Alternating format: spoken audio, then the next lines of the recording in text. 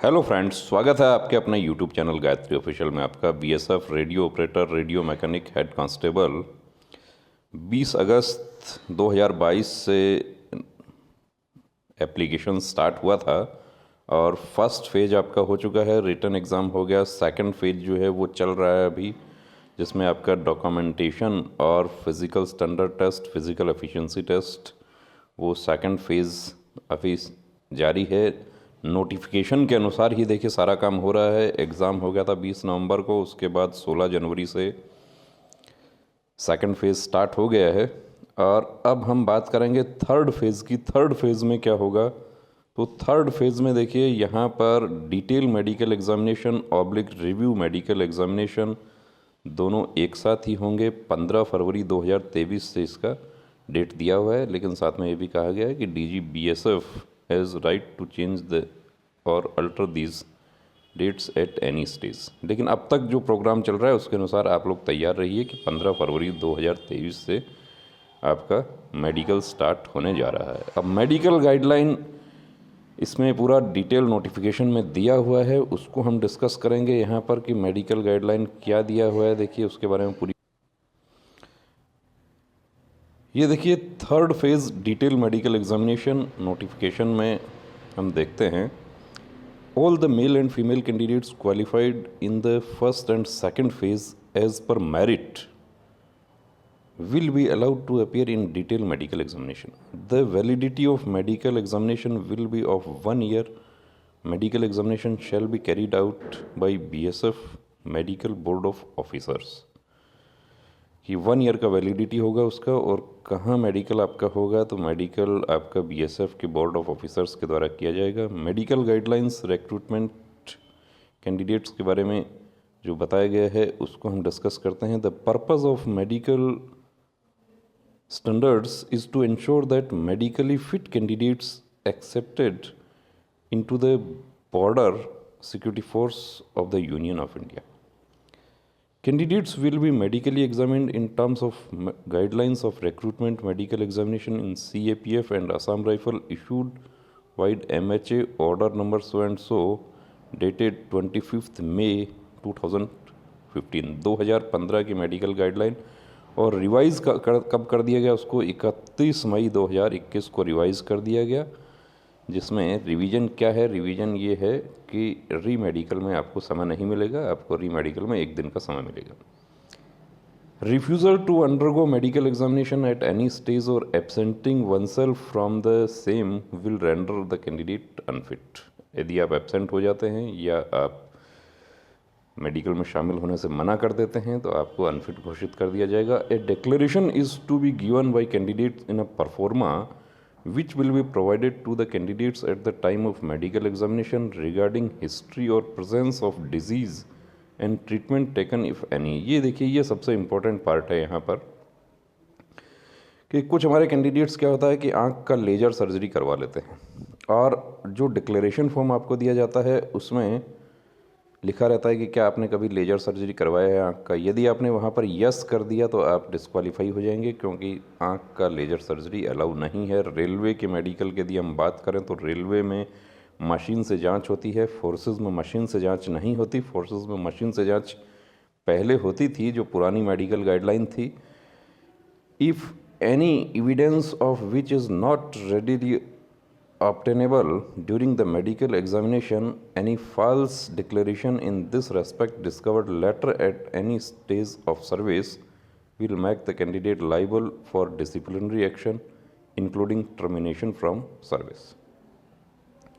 कि डिक्लेरेशन में आपने कोई गलत जानकारी दे दी और वो बाद में फोर्स की जानकारी में आ जाती है, वो रिवील हो जाती है, तो डिसिप्लिनरी एक्शन साथ में टर्मिनेशन फ्रॉम सर्विस भी किया जा सकता है। The candidates must not have knock knee. देखिए कौन कौन से पॉइंट नहीं होने चाहिए। नॉकनी नहीं होना चाहिए, फ्लैट फुट नहीं होना चाहिए, वेरिकोज वेन नहीं होना चाहिए, squint in eyes, and he she should possess CP3 by Ishihara. CP3 आपका कलर परसेप्शन होना चाहिए मेडिकल फिट होने के लिए।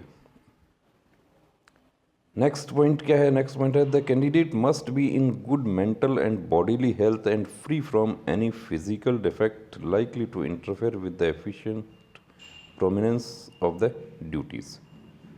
At some stages of medical examination, male candidates will be required to be examined in nude. ये सबसे बड़े संकोच होता है हमारे साथियों को कि क्या होगा, कैसे होगा, तो लेकिन वो आपकी प्राइवेसी का ध्यान रखा जाता है। ऐसा नहीं है कि आपको सबके सामने ही न्यूड कर दिया। Loin cloth is to be permitted except for when genitalia and perineum is being examine. कि प्राइवेट पार्ट का एग्जामिनेशन कैसे होता है? कंप्लीट चेकअप होता है। आपका टेस्टिस आपका चेक होगा, आपका फीमोसिस चेक होगा, पेनिस का जो ओपनिंग है वो चेक होगा, हाइड्रोसिल वेरिकोसिल वो सब नहीं होना चाहिए। टेस्टिस दोनों आपका सैक में होना चाहिए, दोनों साइज सेम होना चाहिए। इसके अलावा फिस्टूला इन एनो होमोरॉइड इस तरह का प्रॉब्लम नहीं होना चाहिए। जो पिलोनाइडल सिस्ट होता है वो नहीं होना चाहिए, पिलोनाइडल साइनस नहीं होना चाहिए। ये सब चेक होगा पूरी तरीके से, एक एक चीज़ चेक होगी। The final decision of fitness unfitness in wheat will be decided by the medical board at time of detailed medical examination based on the height and age chart on the day of examination. अब ये देखिए कि जिस दिन आपका medical होगा उस दिन का एज के अनुसार आपका हाइट कितना है उसके अकॉर्डिंग आपका वेट होना चाहिए। And as per the height measured by the PST board and as per guidelines for the same.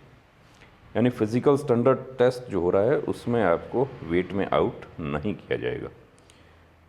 इसके अलावा हीमोग्लोबिन आपका चेक होगा, urine routine and microscopic examination आपका चेक होगा, X ray chest PA view for all candidates will be done. ये सब diagnosis होता है। ईसीजी भी किया जाता है। For all female candidates urine test for pregnancy is to be done. अब इसमें एसएससी जीडी में तो इसमें संशोधन कर दिया है। एसएससी जीडी में यह कहा गया है कि यूरिन टेस्ट फॉर प्रेगनेंसी नहीं किया जाएगा। एक डिक्लेरेशन लिया जाएगा फीमेल कैंडिडेट्स से कि वो प्रेग्नेंट है या नहीं है। यदि वो डिक्लेयर करती हैं प्रेग्नेंट नहीं है और उसके बावजूद भी प्रेगनेंसी होती है तो उसके लिए वो खुद जिम्मेदार हैं। टैटू के बारे में देखिए, यहाँ इसको पढ़ने की ज़रूरत नहीं है। टैटू हम आपको ये बता दें कि टैटू यदि आपको है तो आप उसको रिमूव करवा लो, क्योंकि यहाँ पर साफ लिखा हुआ है in case a candidate has undergone removal of tattoo prior to appearing for recruitment process and the same has faded substantially this will be treated as scar and not a tattoo. Such candidates will be permitted to undergo the entire selection process with the approval of presiding officer of the recruitment board. Further, the scar resulting due to removal of tattoo will be reviewed by the medical board of officers during detailed medical examination. यानी tattoo का यदि आपका scar है तो आपको allow किया जाएगा, लेकिन टैटू यदि आपको है तो आप अनफिट हो जाएंगे। Duration of fitness for post operative cases, यदि आपने सर्जरी करवाई है तो वो उसका ड्यूरेशन क्या है? If any candidate is operated before medical and comes for medical examination to be conducted by CAPF, then minimum time period that should be completed after operation at the time of medical DME RME as the case may be for fitness will be considered as per details given below. अब देखिए, body surface swelling, DNS tonsillectomy and nasal polypectomy 1 month. DNS का आपका surgery है, नाक का surgery है, tonsil का surgery है, बॉडी सरफेस स्वेलिंग, कोई सिस्ट वगैरह है आपको बॉडी पे। सिस्ट तो देखिए 6 महीना है, लेकिन जो लाइपोमास वगैरह जो होते हैं उनके लिए 1 मंथ, 1 महीना पुराना सर्जरी फिट हो जाएगा। हाइड्रोसिल 3 महीना पुराना है। टेम्पनोप्लास्टी जो कान का सर्जरी है वो 4 महीना पुराना है। इसके अलावा जितनी भी सर्जरी है वो ये समझिए कि 6 महीना पुराना यदि आपका है। इसमें hernia, varicocele, abdominal pelvic surgery involving opening of peritoneum, जैसे किसी का अपेंडिक्स का सर्जरी हुआ है, ये सब surgery of for fistula in ano piles का सर्जरी हुआ है, ये सब 6 मंथ पुराना। यदि आपका पुराना सर्जरी है, बचपन में सर्जरी हुआ है, तो सर्जरी का मार्क आपका जो है उसके लिए आपको पॉइंट बनता है, लेकिन वो री मेडिकल में फिट हो जाता है। और यदि आपके पास उसके पेपर्स हैं तो आप अपने पेपर्स जो है वो तैयार रखें।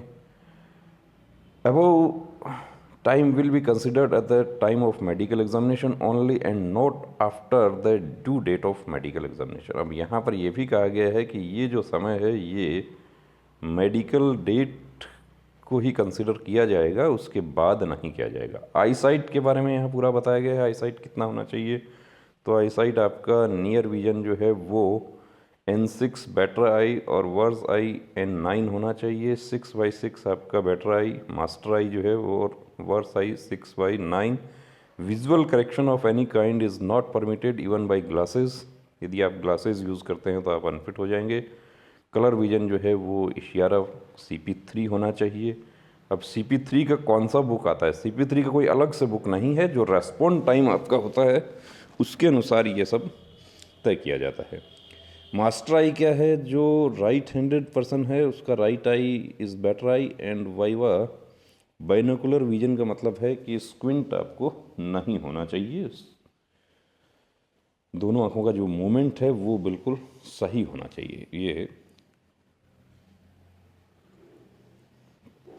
ये देखिए दोस्तों, आपका मेडिकल गाइडलाइन और जनरल ग्राउंड्स फॉर रिजेक्शन कौन कौन से हैं वो हम नेक्स्ट वीडियो में आपके लिए डिस्कस करेंगे। BSF RO RM के हमारे जो कैंडिडेट्स हैं उनको एक बात हम बताना चाहते हैं कि री मेडिकल के लिए आपको एक ही दिन का समय मिलेगा। पिछली भर्ती में कुछ कैंडिडेट्स गए थे, वो अभी रिपीटर्स हैं, वो इस भर्ती में भी वो शामिल हुए हैं। तो पिछली भर्ती में आप शामिल हुए थे, आपको 3 से 4 महीने का री मेडिकल का समय मिला था, लेकिन इस बार वो नहीं मिलेगा, क्योंकि 30 मई 2021 को मेडिकल गाइडलाइन में चेंज कर दिया गया है, रिवाइज़ कर दिया गया है उसको। तो बने रहिए दोस्तों चैनल के साथ। और यदि आप कंप्लीट प्री मेडिकल चेकअप आप करवा के देखना चाहते हैं तो हमारे सेंटर पर उसकी सुविधा उपलब्ध है। उसके लिए आप इस नंबर पर आप कॉल करके अपॉइंटमेंट ले सकते हैं।